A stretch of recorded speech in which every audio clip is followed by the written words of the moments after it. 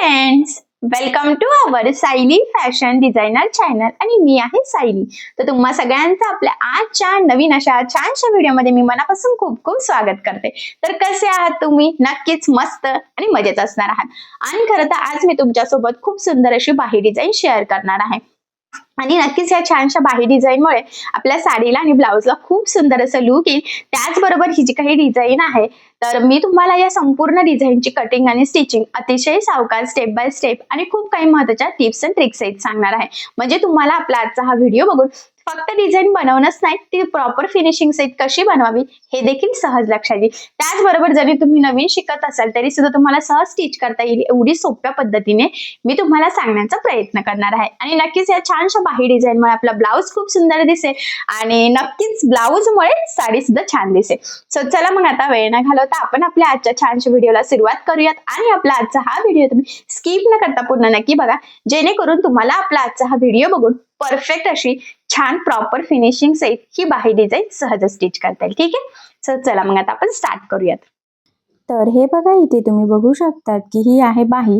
Actually बाहीसाठी आपण हे fabric घेतलेलं आहे आणि अस्तरवर जी बाही आहे ना तर ती आपण इथे ऑलरेडी कटिंग करून घेतलेली आहे.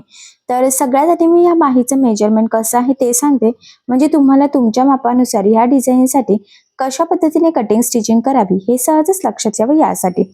सो बघा, मग ही जी काही बाही आहे तर याची जी काही बाही लांबी आहे तर ती टोटल आहे खरं तर 9.5 आणि त्यामध्ये आपण अर्धा इंच मार्जिन एक्स्ट्राचं ऍड केलेलं, म्हणजे असं आपण टोटल 10 इंचाला इथे मार्किंग करून घेतली.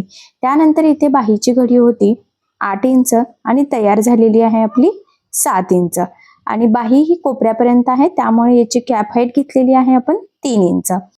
सो बघा, मग रेग्युलरली ज्या पद्धतीने आपण बाही कटिंग करत असतो सेम त्याच पद्धतीने ही मापे टाकून आपण इथे कटिंग करून घेतली आहे. आता डिझाईनसाठी आपल्याला खरं तर खालून 3.5 किंवा 3 इंचावर मार्किंग करून घ्यायची आहे. ऍक्च्युली ते तुमच्यावर सुद्धा डिपेंड आहे तुमची बाही लांबी किती आहे. तर इथे मी 3.5 ला मार्किंग केली. त्यानंतर इकडून आपण 2 आणि 2.5 इंचाच्या अशा 2 मार्किंग करून घेऊयात आणि आपला शेप जिथे मॅच होईल तिथे आपण ही मॅच करूयात. आणि बघा, मग ह्या पद्धतीने कर आपल्याला इथे ड्रॉ करून घ्यायचा आहे. ठीक आहे, सो अशा पद्धतीने आपण इथे शेप ड्रॉ केलेला आहे. आता हा शेप मी थोडासा डार्क करते, जेणेकरून तुम्हाला व्हिडिओमध्ये मार्किंग सहजच लक्षात यावं यासाठी. ठीक आहे, सो बघा, मग अशा पद्धतीने मार्किंग झालेली आहे. आता जी मार्किंग केलेली आहे एक्झॅक्टली त्यावरच आपण इथे कटिंग करून घेऊयात. आता कटिंग करताना बघा, इथून मी स्टार्ट केलेला आहे आणि बरोबर आपला जसा शेप आहे ना त्याच पद्धतीने मी इथे कटिंग करून घेतली. ठीक आहे, सो बघा, मग फायनली अशा पद्धतीने आपली बाहीची इथे कटिंग झालेली आहे. सो आता आपण इथे स्टिच करायला सुरुवात करूयात.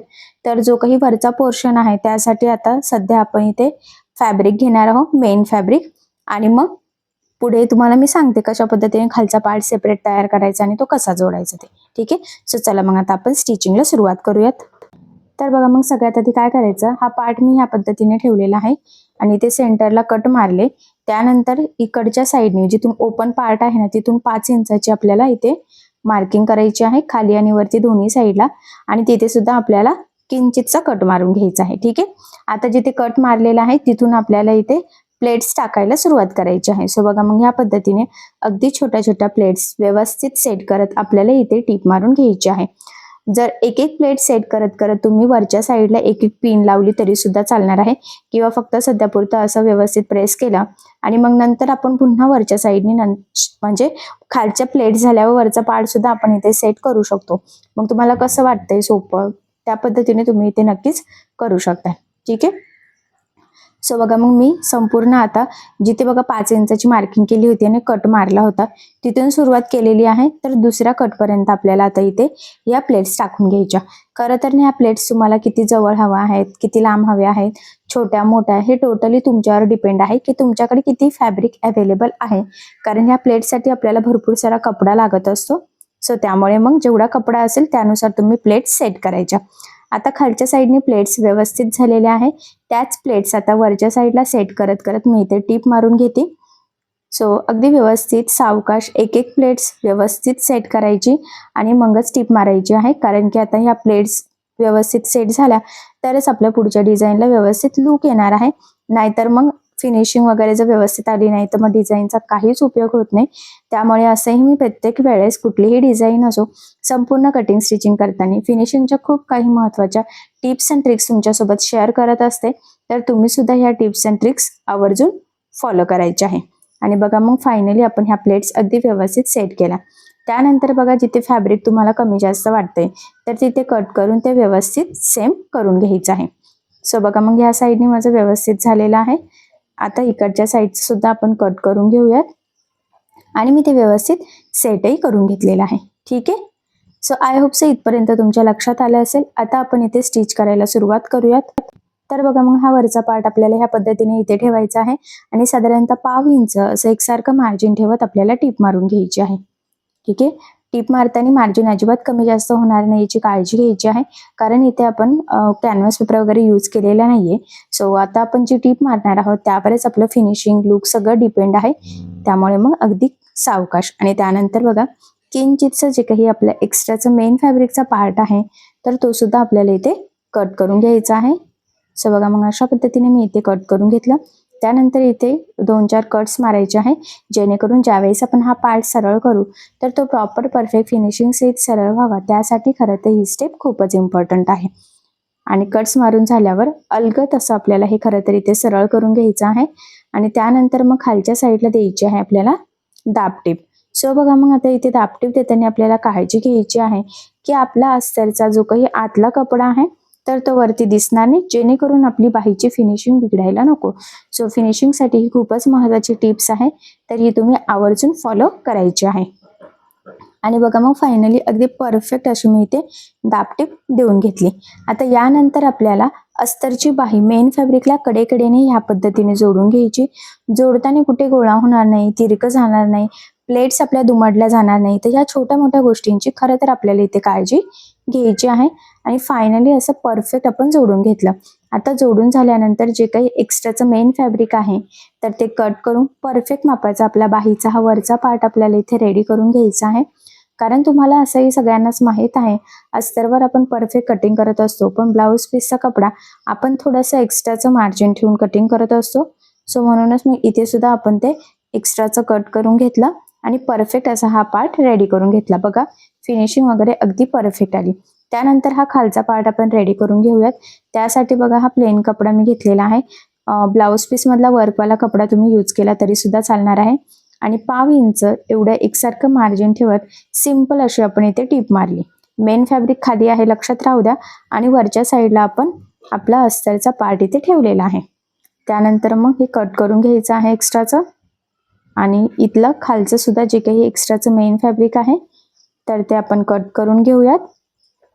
आणि त्यानंतर हा पार्ट ह्या पद्धतीने सरळ करून आता इथे खालच्या साईडला सुद्धा आपल्याला द्यायची आहे दाबटीप. सो बघा मग आता इथे सुद्धा दाबटीप देताना अस्तरचा आतला कपडा वरती दिसणार नाही याची आपल्याला काळजी घ्यायची आहे, जेणेकरून आपली फिनिशिंग बिघडायला नको.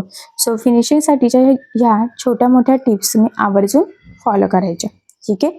दाबटीप झाल्यानंतर कडेकडेने अस्तर आणि मेन फॅब्रिक आपल्याला एकमेकाला जोडून घ्यायचं आहे. आता हे जोडताना जेवढं शक्य आहे तेवढं कमीत कमी मार्जिन आपल्याला इथे पकडायचं आहे, कारण हे मार्जिन आपण कटिंग करताना कुठेही कॅल्क्युलेट केलेलं नसतं. ठीक आहे. सो बघा मग फायनली अशा पद्धतीने आपण जोडून घेतलं. आता हे जोडून झाल्यानंतर जे काही एक्स्ट्राचं मेन फॅब्रिक आहे तर ते सुद्धा आपल्याला इथे कट करून घ्यायचं आहे आणि परफेक्ट असा हा पार्ट रेडी करायचा आहे. सो बघा मग मी अगदी व्यवस्थित तंतोतंत इथे कट करून घेत आहे. आणि बघा मग फायनली आपला हे एक्स्ट्राचं कट करून हा जो काही खालचा पार्ट आहे तर तो तयार झाला. आता वरचा पार्ट आणि खालचा पार्ट आपल्याला इथे एकमेकाला जोडून घ्यायचा आहे. तर दोन्ही पार्टचा जो काही सेंटर पार्ट आहे तर तो एकमेकाला व्यवस्थित मॅच करायचा आहे आणि मग आपल्याला सिंपल अशी टीप मारायची आहे. इथे आपण एक पिन लावून घेऊ शकतो, जेणेकरून स्टिच करणं सोपं जाईल. आणि जरी पिन नाही लावली तरी सुद्धा आपण डायरेक्ट इथे स्टिच करू शकतो. आणि साधारणतः 1/2 इंच एवढं फक्त आतल्या साईडने आपलं फॅब्रिक राहील अशा पद्धतीने आपल्याला जोडून घ्यायचं आहे. ठीक आहे. सो बघा मग अगदी व्यवस्थित आणि काळजीपूर्वक आपण हे पार्ट इथे टीप मारून जोडून घेतलेले आहे. आता हे जोडून झाल्यानंतर इथे आपल्याला लेस लावायची आहे. तर इथे तुम्ही तुमच्या आवडीनुसार कुठलीही लेस लावू शकतात, बट इथे मी गोल्डन कलरची लेस घेतलेली आहे. तर अगदी जो आपला शेप आहे ना त्या शेपवरच आपल्याला इथे लावायचा आहे, म्हणजे वरचा पार्ट आणि खालचा पार्ट आपण जिथे जॉईन केला ना अगदी त्यावरच. आणि इथे कॉर्नरवर म्हणजे कोपऱ्यावर मध्यभागी बरोबर लेस आपल्याला तिरकी अशी क्रॉसमध्ये फोल्ड करून लावायची आहे, जेणेकरून आपल्या बाहीचा शेप बिघडायला नको. सो बाहीचा शेप अगदी व्यवस्थित मेंटेन राहण्यासाठी खरं तर ही स्टेप खूपच इम्पॉर्टंट आहे. सो बघा मग फायनली अगदी परफेक्ट असं व्यवस्थित इथे आपण ही लेस लावली. आता ह्या लेसला दुसऱ्या साईडने सुद्धा टीप देऊन घ्यायची आहे. ॲक्च्युली मी नेहमीच सांगत असते, तुमची लेस जाड बारीक कशीही असो, शक्य असल्यास दोन्ही साईडने टीप द्यायची. त्याचे 2-3 फायदे आहेत. सगळ्यात महत्त्वाचं म्हणजे लेस पॅक लागली जाते, ती वरती तरंगत सुद्धा नाही, आणि त्याहीपेक्षा मोस्ट इम्पॉर्टंट म्हणजे फिनिशिंग खूपच सुंदर येते. ठीक आहे. सो बघा मग आता खालच्या साईडला सुद्धा आपण कॉर्नरवर इथे ही लेस लावून घेतलेली आहे, आणि या लेसला सुद्धा दुसऱ्या साईडने टीप द्यायची. इथे तुम्ही तुमच्या आवडीनुसार दुसरी कुठलीही लेस यूज करू शकता. ठीक आहे. सो बघा मग फायनली अशा पद्धतीने आपण हे जोडून घेतलेलं आहे. कडेचं जे काही एक्स्ट्राचं होतं तर ते मी इथे कट करून घेते, आणि प्रॉपर अशी आपली थोडी वेगळ्या पद्धतीची ही डिझाईन तयार झाली. आता इथे सेंटरला ना आपण इथे बटन लावू शकतो, गोल्डन लावू शकतो, किंवा एखादं कॉन्ट्रास्ट कलर जो साडीला वगैरे किंवा ब्लाऊजला मॅच होतोय असं तुम्हाला वाटत असेल तर तसं सुद्धा तुम्ही इथे नक्कीच बटन यूज करू शकता. सो मी तुम्हाला गोल्डन बटन ही ठेवून दाखवते कसं दिसतंय ते. आणि त्यानंतर मग मी कॉन्ट्रास्ट इथे खरं तर ना छान असं राणी कलर म्हणजे गुलाबी कलरचं बटन्स यूज करणार आहे. सो बघा मग मी ते गुलाबी कलरचे लावलेले आहे, त्यामुळे सुंदर लुक आलं. तर जवळून लुक दाखवते बाहीचं म्हणजे तुम्हाला आयडिया येईल.